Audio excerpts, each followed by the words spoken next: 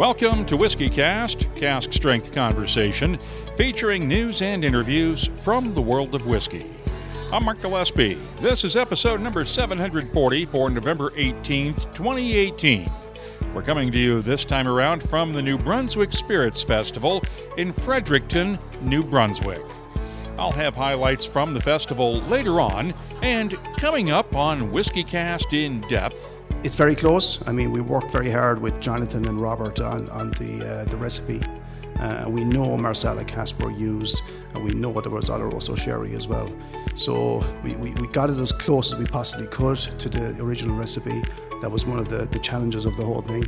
It's been 6 years since Irish Distillers revived Yellow Spot, the 12-year-old single pot still Irish whiskey produced in partnership with Dublin's Mitchell & Sons. And now, Red Spot has been revived. The 15-year-old single pot still Red Spot was last seen on store shelves around 50 years ago, and those original bottles are harder to find now than the mythical pot of gold at the end of the rainbow. I'll talk with Irish Distillers Master of Maturation Kevin O'Gorman about the 2 decades of work that went into this week's launch of the new Red Spot, later on WhiskyCast In-Depth. That's just ahead, along with the calendar of events, the What I'm Tasting This Week department, and much more. All on this special episode of WhiskyCast from the New Brunswick Spirits Festival in Fredericton, New Brunswick, Canada. WhiskyCast, brought to you by Redbreast, the definitive single pot still Irish whiskey. Those in the know Redbreast. This is whiskey, Johnny Walker's Scotch whiskey, from this place and these people, aye, Scotch makers, creating the bold and complex flavour of Johnny Walker Black Label. Step right up. Let's get started with the news. It's brought to you by Highland Park. And we'll have to start with politics once again, specifically Brexit. As we're recording this episode, British Prime Minister Theresa May is facing a backlash from Brexit supporters in her cabinet over the tentative divorce settlement with the European Union. That plan would keep Great Britain in the European Customs Union for now, in theory minimizing the impact of Brexit on trade between the UK and the rest of Europe. Several cabinet ministers and other government officials have resigned in protest, and there's a chance that Prime Minister May could face a rebellion within her coalition in Parliament, especially since the Northern Ireland Democratic Unionist Party has come out in opposition to the plan. The DUP's 10 votes are all that give May's government a majority in the House of Commons. Now, the plan would avoid a hard border between Northern Ireland and the Republic of Ireland, but DUP leaders claim the so-called backstop would leave Northern Ireland under European Union control, which is a non-starter for them. However, the Scotch whiskey industry sees any deal as better than no deal at all. In a statement, the Scotch Whisky Association's Karen Betts calls the withdrawal agreement a credible foundation on which to build from over the transition period that is set to start next March. And Diageo's official Twitter account tweeted support for the deal, noting that compromise will not please everyone. We have noted the excise tax break American distillers received this year from Congress and the extension of the UK's freeze on duties for distilled spirits. Now, their counterparts in Australia are arguing for a tax break of their own. Australian Distillers Association members gathered this week in Adelaide, and according to The Shout, they want politicians to address the tax issue in next year's elections. The federal government in Australia charges distillers an excise tax of $84.51 Australian on every single liter of alcohol they sell. That converts to $61.81 in U.S. dollars. By comparison, U.S. distillers only paid $2.70 on their first 100,000 proof gallons of spirits removed from bond under the tax reform legislation that passed last December. And the excise tax rate in the U.S. maxes out at $13.50 per gallon, after a distiller hits 22.1 million gallons. Math alert now. A gallon is equivalent to 3.785 liters. So Australia's tax rate makes the Aussie distiller's tax on a gallon of spirits $233.95 US, or about $320 Australian. Turning to business news now, Sazerac has agreed to pay around $550 million to buy 19 spirits brands from Diageo, which wants to focus on its faster-growing premium brands. The deal includes the John Begg blended Scotch whiskey brand, along with 3 of the Seagram's Canadian whiskey brands Diageo inherited during the breakup of the Seagram's empire more than a decade ago. Those brands are Seagram's VO, Seagram's 83, and Seagram's 5-Star. Canadian whiskey historian and author Davin de Kergamo told me this weekend here in Fredericton that Seagram's 83 and 5-Star have long had a loyal following in Canada. And of course, Seagram's VO was once one of the best-selling whiskeys in all of North America. You know, it's hard to predict the future. I mean, Canadian whiskey's taking off all over the place. But if they have somebody who has an interest in them and who is going to really stand behind them and promote them, yes. VO could be right back where it used to be, you know, as a really high-selling whiskey. It could be very popular. It's just, marketing is what it's all about. Well, you know that with whiskey. There are a lot of great whiskeys out there that people never really think about because they aren't promoted. So yeah, it'd be great if they start getting some push behind them. They're certainly worth putting some effort into, putting some marketing effort into, yeah. Production plans for the Seagram's brands were not announced, but Diageo will supply liquid for 5 unspecified brands out of the 19 for the next 10 years. Sazerac already owns a distillery in Montreal that could be used to make at least some of those Canadian whiskeys.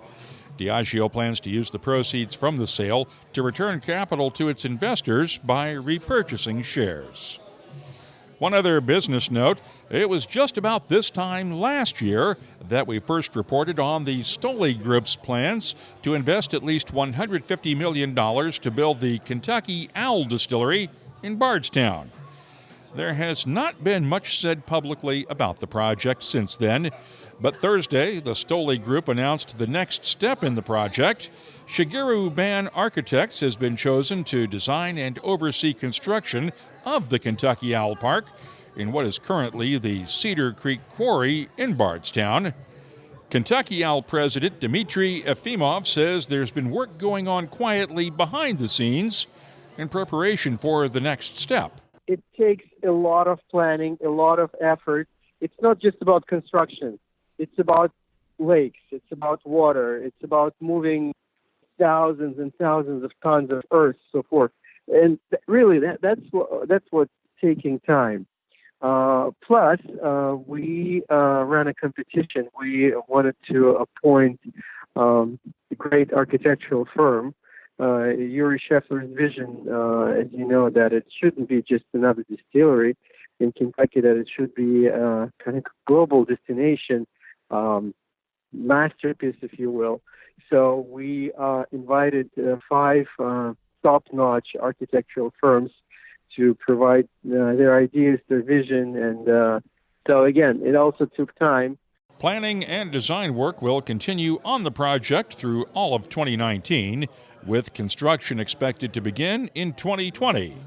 The initial phase will include the distillery and the first maturation warehouse, along with a bottling hall and office space, and a train station to connect the distillery with the My Old Kentucky Home dinner train. Then, next phase will include more rick houses. Probably we may do a bigger visitor center. And then third stage will include convention center. Convention center and a concert hall will be together. It's going to be one venue. We sure would like to have a hotel, but for the hotel we will partner with a hotel group, because obviously we're not in the hospitality. Well, we will be in hospitality, but not exactly in the hotel business. So we don't really want to run a hotel. We would rather run a distillery. So we are looking for for a hotel partner to join forces, and sure, we would like to have a hotel on our property. The old quarry's pits are now being turned into lakes to supply water for the distillery. That work has already started, along with other site preparation. The International Wine and Spirits Competition announced its winners Wednesday night in London. William Grant & Sons was named Distiller of the Year for the 7th time, along with winning Scotch Whisky Producer of the Year honors. Kirsten Grant Meikle, the great-great-granddaughter of William Grant and the company's U.S. Commercial Strategy Director, is here in Fredericton this weekend. Yeah, of course, it's a surprise every year. There's so much good liquid in the market, so many new people coming in doing some great innovative stuff. So, obviously we've been in the business a long time and really care about what we do, but, every year is a surprise to win this, of course. Grant's entered the bourbon category this summer with Fistful of Bourbon, which made its debut in Texas. Meikle says sales have already exceeded expectations. It's just had an amazing response. I launched it, I was down in Texas a few weeks ago launching that along with Fire and Cane, and we had a great time and a great response from the consumers and the bartenders. So it's just a category we've not really played in any scale, so why not? When might we see Fistful expand outside of Texas? Pretty soon. Yeah, we're looking at Q1 or Q2 next year to start taking to wider into the US. So we were really testing it there in a way to see what the reaction was like, and it's been so positive that we are happy to have a look at rolling it out early next year. No plans to build a distillery yet, though, in the US anywhere, right? We haven't got plans to build. We might buy. We'll see what happens. Building distilleries is what we're good at, though, so we're always looking at what the options are. Yeah, and there's a few on the table at the moment. Well, you just opened the door here. Where might you look for a distillery if you were going to look for one? I have no idea, to be honest. I don't get involved in land purchasing and these things, but, we're always looking at that area, so it's an ongoing thing. William Grant & Sons already owns one U.S. distillery, the Tuthilltown Distillery in New York's Hudson River Valley. And as we mentioned last time around, Fistful of Bourbon could make its way to export markets as early as 2020, while Grant's Airstone and Ailsa Bay single malt scotches could come to the North American market at that time. Other whiskey winners from the IWSC Awards: Irish Distillers was named Worldwide Whiskey Producer of the Year, while Sukhinder Singh of the Whiskey Exchange and Elixir Distillers won the award for Outstanding Achievement in Scotch Whiskey. We have posted a link to the complete list of IWSC winners in our show notes for this episode at whiskycast.com. MMA champion Conor McGregor's proper number 12 Irish whiskey is apparently a knockout. McGregor issued a public apology this week after retailers in the U.S. and Ireland largely ran out of his whiskey just 2 months after it went on sale. His Irish-born spirits bottled enough whiskey before the September launch date to handle what had been projected to be a 6-month supply. But demand blew through that supply much faster than expected. The bottling lines have been cranked up in Ireland, and new stocks are expected to be available in early December, with proper number 12 to expand into Canada, the UK, Australia, New Zealand, and other countries next year. Bowmore's latest release will not have the same level of demand, and that's a good thing, since just 232 bottles of the Bowmore 1965 will be available for the entire world. It's the 4th release in the Bowmore 50 Years Old Vaults series and was matured for 52 years in the distillery's number 1 vaults on Islay. The price tag, $30,000 each. We mentioned Canadian Club's 41-year-old Chronicles a few weeks ago during the news. It's the follow-up to last year's Canadian Club 40-year-old, which was the oldest Canadian whiskey ever bottled at the time. And as CC's Tish Harkis told me this week, it's now the 2nd bottling in what will become an ongoing series. So this year with the 41-year-old, we put a little bit of aged cognac, 0.1%, 0.1% sherry, a little bit of rye. Absolutely fantastic. And there's a slight difference, as you can tell. It's not just that 1 year. So it's the 40-year-old, a little bit of difference with the 41-year-old. I got back from Northern Ontario last week after 4 or 5 days in market there doing events. And I lo and behold, there was a FedEx box sitting at my front door when I got home, and that was the 42-year-old. I'm not going to give it away. I can't give it away, but I'll tell you, midnight, Sunday night, there I am with my 40-year-old sample, my 41-year-old, and my 42-year-old. This is something. So this is going to be a really, really great collection for all these wonderful whiskey consumers. The 41-year-old has already sold out in some provinces, but limited amounts will be available soon in the U.S. and Japan. It's selling here in New Brunswick for around $195 Canadian a bottle. That's around $148 US dollars. 2018 also marks Canadian Club's 160th anniversary, and there's a new special release to commemorate the occasion. The Barley Batch Limited Edition just went on sale in Ontario last week and reached the Atlantic provinces this week.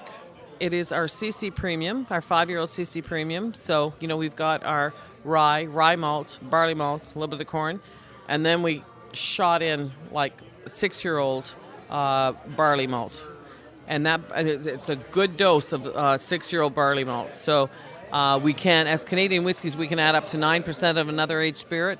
So we put a big percentage of this stuff in with our CC Premium. I have to tell you, Mark, when it hits your palate, you're going to go, this is nothing like the Canadian Club, any other Canadian Club whiskey I've tried. But then after a minute or so, you let it settle down, and then you keep coming back, and you want to come back, and you want to come back. The Canadian Club Barley Batch Limited Edition carries a recommended retail price of $50 a bottle in New Brunswick, but pricing varies by province. You'll find my tasting notes for it soon at whiskycast.com. Meanwhile, Knob Creek is expanding its rye whiskey portfolio with a new twice-barreled rye. The standard Knob Creek rye is then finished in new charred American oak barrels and bottled at 50% ABV. It'll carry a recommended retail price in the U.S. of around $45 per bottle. Finally, Bonham's held its latest auction of rare whiskeys and wines Friday in Hong Kong. The high bid of the day was a bit unusual. This one was for an entire cask of the Macallan from 1996. And it includes the freedom to bottle it whenever and however the winning bidder wants to in the future, along with title to the cask directly from the Macallan. The winning bid, $438,000. Oh, the winner does have to pay an extra £250 a year for rent and insurance while it's being stored at the distillery. But if you can drop almost $500,000 on a cask, the rent should not be a problem. You can keep up on the latest whiskey news all week long at whiskycast.com. The news is brought to you by Highland Park, the Orkney single malt with Viking soul.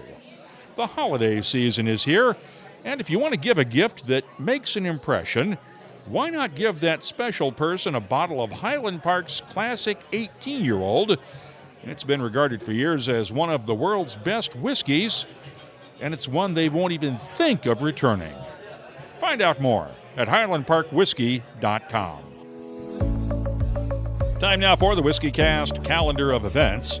Tickets are still available for our WhiskyCast live event in Pittsburgh, Pennsylvania, next Monday, November 26th.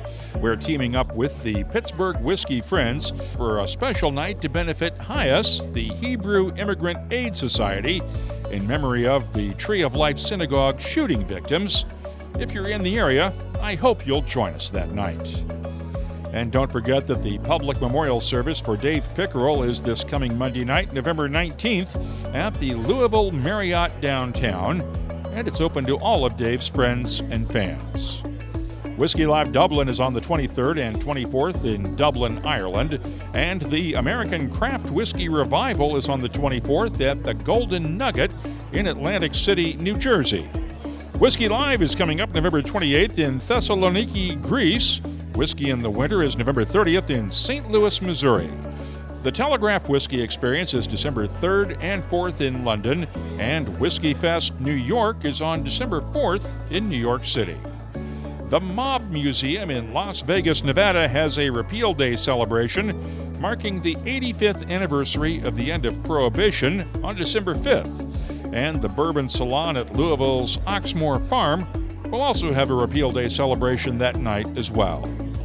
Right now, we have 119 different events on our searchable calendar at whiskycast.com, and we're adding new events all the time. Just click on the search button to find one near you or wherever you're traveling soon. This is whiskey. Johnny Walker's Scotch whiskey. From this place, and these places in that place. These are the people that make it. This is what they sound like. Because you're a cheeky wee blighter. Dance like. Aye, like that. This is what they do all day. Building the great character of Johnny Walker Black Label. Aging in oak for 12 long years. Thanks. Oh, it's gorgeous there. What is character? It's giving a damn. You're all right, lassie. Which looks like this, as much as this. See, the land that shapes these people and the people that shape this whiskey all shape how bloody good it tastes. Got the bloody game on the telly, Ella. A whiskey as bold as it is complex. For every step you take, this is Johnny Walker Black Label, friends. Step right up. Cut. Can I drink this now? Johnny Walker Black Label Blended Scotch Whiskey. 40% alcohol by volume. Imported by Diageo North America, Norwalk, Connecticut. Please drink responsibly. WhiskyCast In-Depth is brought to you by Lagavulin. Tuesday night, Irish Distillers revealed what we have jokingly referred to as the worst-kept secret in Irish whiskey, the revival of Red Spot 15-year-old single pot still Irish whiskey. Now, I say that because Irish whiskey lovers have been expecting it since 2012, when Irish Distillers and Dublin's Mitchell & Sons revived the 12-year-old Yellow Spot. For instance, I want to take you back now to March of last year, when I was at Mitchell & Sons in Dublin, talking with Jonathan Mitchell. Might we see another spot at some point? Well, let me see. I could tell you, Mark, but I have to kill you. I'm afraid. Are we going to see another spot? Well, at the moment we have Green Spot, we have Yellow Spot, and then the more recent launch was the Green Spot Level Barton. Great success. The Barton family originally owned the K Club and now have the lovely Chateau Level Barton out in Bordeaux. It's a great connection to be matched with the Green Spot, the Mitchells, and to have the actual barrels from Chateau Level Barton with the Green Spot aged in those actual barrels is quite something, and certainly is a delicious blend to have, and I know from the shops here it's extremely popular, and that's the buzz spot at the moment. But coming down the future, are there going to be spot range? I'm sure there is. Mitchell's family created the original Red Spot, but it disappeared from the market back in the mid-60s, along with the Blue and Yellow Spot whiskeys, while Green Spot remained the only one still in production, albeit in limited quantities. Middleton Distillery's master of maturation, Kevin O'Gorman, and I sat down the other night in Dublin to talk about and taste the new Red Spot. What went into creating Red Spot, the revival? Wow, this is it's very exciting, Mark. This has been a long number of years in the making, and we're delighted to, restore Red Spot to its former glory again. A lot of work's gone into it. As you know, I suppose the spots have a tremendous history, so maybe if I talk a few minutes about the history of the spots, just to give people the context, because tradition and history are really, really important to us in Irish Distillers. So I suppose the spots go back to around 1805 with the Mitchell family.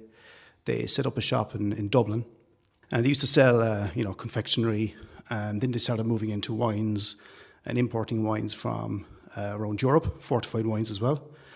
And then in 1887, they got into what we call the bonding business, where they basically purchased distillate or spirit from the Jameson family. They had the wine barrels and the fortified wine barrels, which they had from Europe.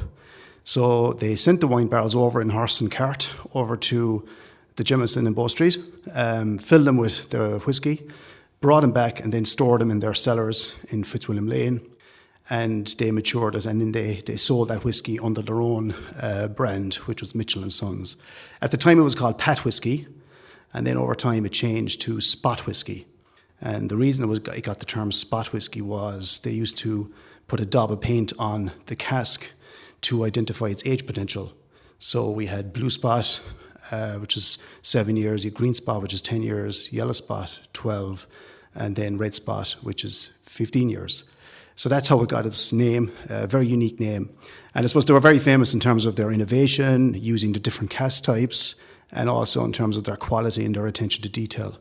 Mitchell & Sons are still running to this day, so Jonathan and Robert are still there. And I suppose to move it on then in terms of the Red Spot reinvention, we work very closely with Robert and Jonathan over the last number of years. So we looked up old ledgers, old recipe books that they have in the shop, went through them and worked on the cask profile that we were looking for. And I suppose to step back a bit further in time, about 20 years ago, I actually joined the maturation section in Midleton Distillery. It was and one of the first projects I worked on actually was the Marsala cask with my predecessor, Brendan Monks. That was over 20 years ago now. And we spent a lot of time the first 2 or 3 years, sourcing the wine, sourcing the right type of oak, deciding on the different toasting techniques, and I suppose working with Florio Winery in Sicily on getting the cask right. So we did that. We procured some Marsala casks in the early 2000s, and those Marsala casks play a huge part in this Red Spot. So what we have in Red Spot, we have 3 cask types. We have American bourbon barrels. We have a nice bit of Oloroso sherry casks, and of course the Marsala casks. And with these 3 cask types coming together to give what would you call just an incredible flavour profile. And we're really, really delighted with it.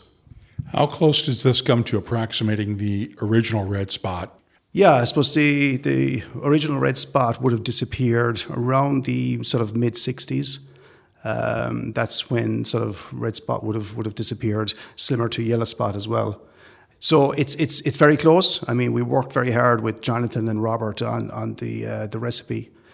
We know Marsala casks were used, and we know there was Oloroso sherry as well. So we got it as close as we possibly could to the original recipe. That was one of the challenges of the whole thing.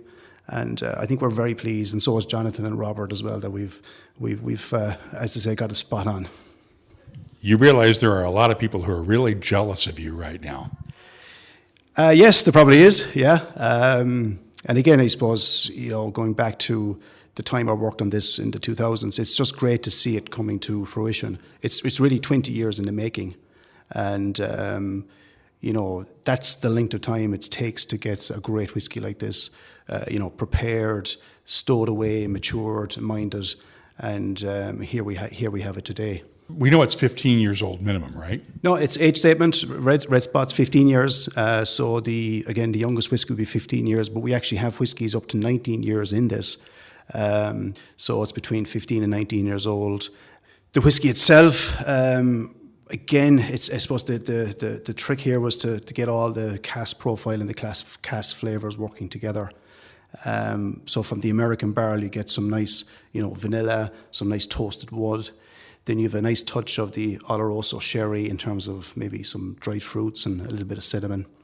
And then, I suppose, to top it all off, you have the Marsala cask with its rich flavour, aromas of some dried fruits, lots of spices. It does a little bit of, vanilla and toffee coming through as well, because the Marsala wine process is very, very unique in Sicily. And one unique thing about Marsala wine production is that they cook some of the grape must in what they call Costa Moto, and they add back this into the wine as part of the fortification process. And this cooking of the must contributes colour and a richness and a sweetness, and also some sort of vanilla flavors. So it's really, really interesting part of the winemaking process. And you see that coming through on the Red Spot, these lovely flavors of, some vanilla, nice bit of honey, dried fruit, and just rich spices. That leaves just one spot remaining, the 7-year-old Blue Spot. While Kevin O'Gorman was not able to confirm any plans, it would not be a surprise to see the return of Blue Spot at some point in the future. The new Red Spot is available now in Ireland and will reach the U.S. and other export markets in January. The recommended retail price in Ireland is €115. That's around $131 U.S. a bottle, but pricing for the U.S. version in 750 ml bottles has not yet been announced. Full disclosure, I was in Dublin last week on a press trip organized by the U.S. team for Powers Whiskey, another Irish Distillers brand. But as always, full editorial control over the content of this segment remains with WhiskyCast. And last time around, I mentioned that we would be looking at the history of Powers on this episode, but because of my travel schedule, that's been pushed back until this coming week. WhiskyCast In-Depth is brought to you by Lagavulin, the legendary Islay single malt. Look for the classic 16-year-old Lagavulin, the Distillers Edition, the throwback 8-year-old, and this year's edition of the cask-strength Lagavulin 12-year-old at a whiskey shop near you. Find out more at malts.com. The What I'm Tasting This Week department is brought to you by Heaven Hill Distillery, and let's start off with the new Red Spot. It's bottled at 46% ABV.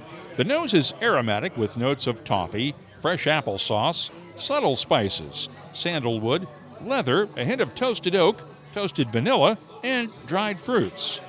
The taste is tart and fruity at first, then the spices come alive with freshly ground peppercorns and clove that provide a nice balance to the sweeter notes of mango, papaya, ginger snap cookies, orange marmalade, and subtle hints of honey and vanilla in the background. The finish is long with gently fading spices and touches of ginger and dried fruits. It's an outstanding whiskey, and I'm scoring the revival of Red Spot a 96. The Whiskey Exchange has released its first ever Christmas whiskey.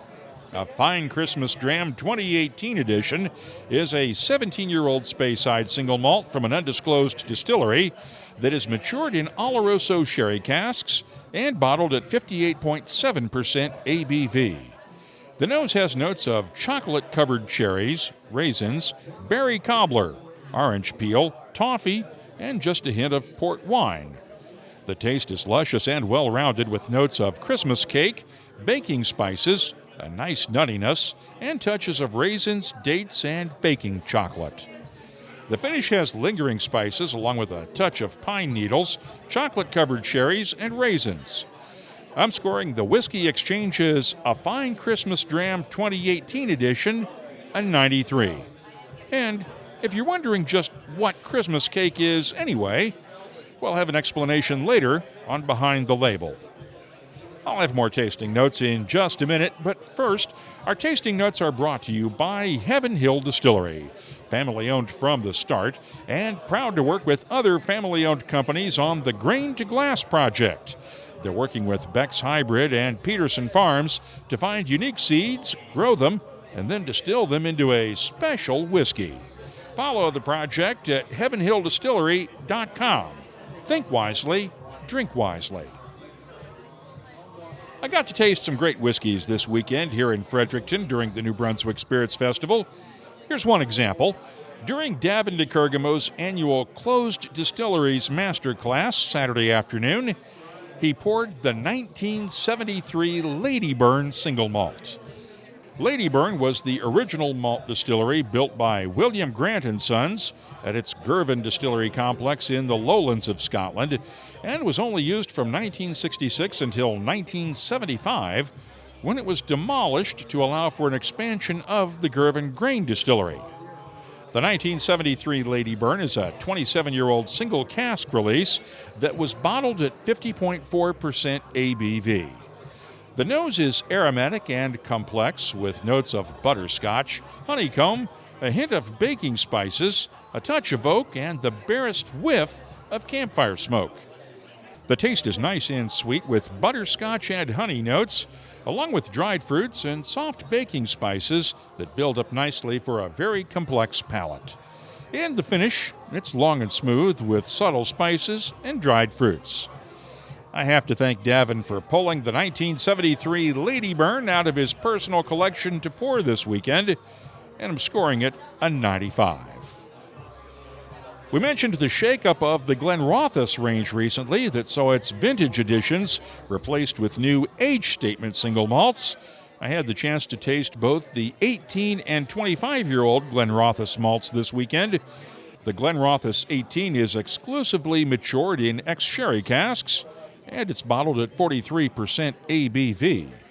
The nose is subtle with vanilla, toffee, orange rind, dried flowers, and a hint of tree fruits.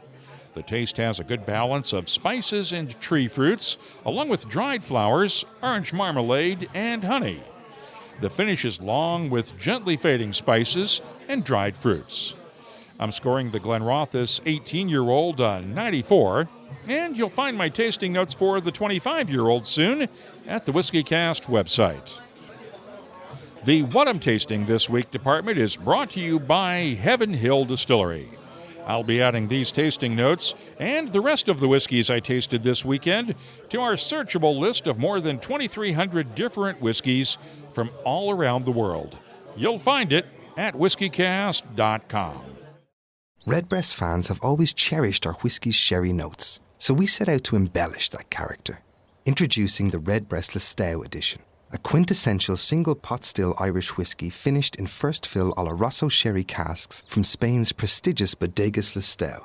Carrying Redbreast's trademark pot still spices and dark dried fruit notes, the Listowel edition is graced with an enduring sherry finish that would be better described as a final act. Discover the newest branch on the Redbreast family tree. Once again, I'm on the road this time around at the New Brunswick Spirits Festival in Fredericton, New Brunswick. Support for this special episode of WhiskyCast comes from the New Brunswick Department of Tourism, Heritage, and Culture. I'd also like to thank Frank Scott, his wife Jackie, and the members of the Fredericton Whiskey Society who put this show on each year and are turning it into a world-class whiskey festival. Next year's festival is scheduled for November 12th through the 16th, right here at the Delta Hotel in Fredericton. Let's open up the inbox now for Your Voice, presented by Lot 40. First of all, thanks to everyone who sent along congratulations on our 13th anniversary this past Monday. There are too many of you to mention everyone by name, but we are very grateful for your kind words. After I posted my tasting notes Tuesday for Red Spot on the website, this was the response from Tom Diana on our Facebook page. You should never have given it 96 points. Now I have to buy a case. Can't wait. Tom, how do you think I feel? I had to leave Ireland last week just a few days before it even went on sale. Now, during Wednesday night's Glenfiddich Whiskey Dinner here at the New Brunswick Spirits Festival, longtime distillery manager and brand ambassador Ian Miller brought out a surprise dram. Peated Glenfiddich, matured for a month shy of 15 years. It was the first time this whiskey had ever been poured in public, and of course I posted a photo of it on Twitter. The responses started flying in right after that. At Mikey Joe Drum said, "Wow, do they use the same peat that Balvenie uses for their Peat Week release? A great dram in my opinion." Yes, they do, and like the Balvenie, Glenfiddich has quietly been laying down some peated whiskey for a week or so every winter for years now. Bobby Parnell tweeted this, "You had me at peat." And at Whiskery Turnip tweeted, "Where do I sign up? Really enjoyed Fire and Cane. It was such a tease. I've been hoping to see some straight-up Fiddick peated malt." Well, after tasting it, I asked just when we might see that peated Glenfiddich in a bottle. Nothing definite yet, but watch this space.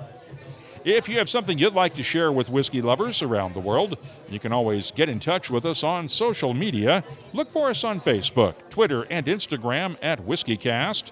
And if you're not the social media type, well, you can just email us.